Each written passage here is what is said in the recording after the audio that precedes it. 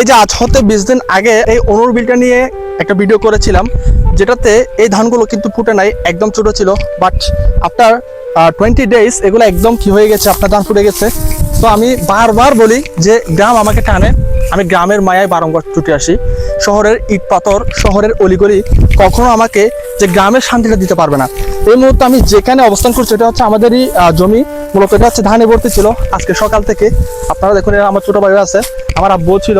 So সবাই মিলে আজকে এই বিলটা আমরা খালি করেছি, একদম ধান যা ছিল সবই খালি করেছি।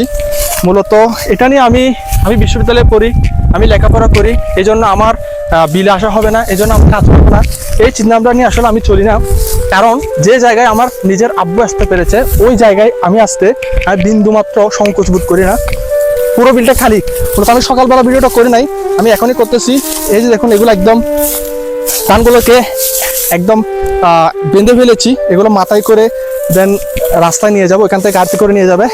সো এই জায়গায় এসে আমি যেটা অবজার্ভ করতে পারছি, প্রচণ্ড রকম উত্তপ্ত রোদ।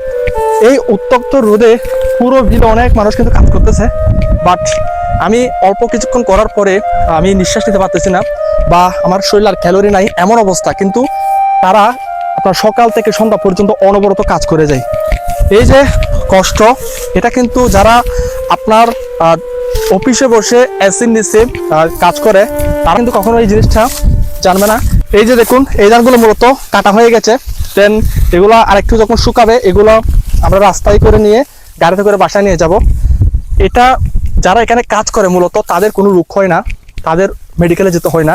যে মানুষগুলো এসিতে থেকে কোটি কোটি টাকা একটা সেনের বিনিময়ে দুর্নীতি করছে, লুটপাট করছে, তাদের কিন্তু ঘন ঘন মেডিকেলে যেতে হয়। বাট এখানে যে মানুষগুলো কাজ করতেছে এদের কিন্তু ঘন ঘন মেডিকেলে যেতে হয় না, কারণ তারা ব্যায়াম জিনিসটা, শরীরচর্চা জিনিসটা এখান থেকে করে ফেলতেছে। সো কেটে খাওয়া মানুষগুলো আমার কাছে এসিতে থাকা মানুষগুলোর চেয়ে দামি।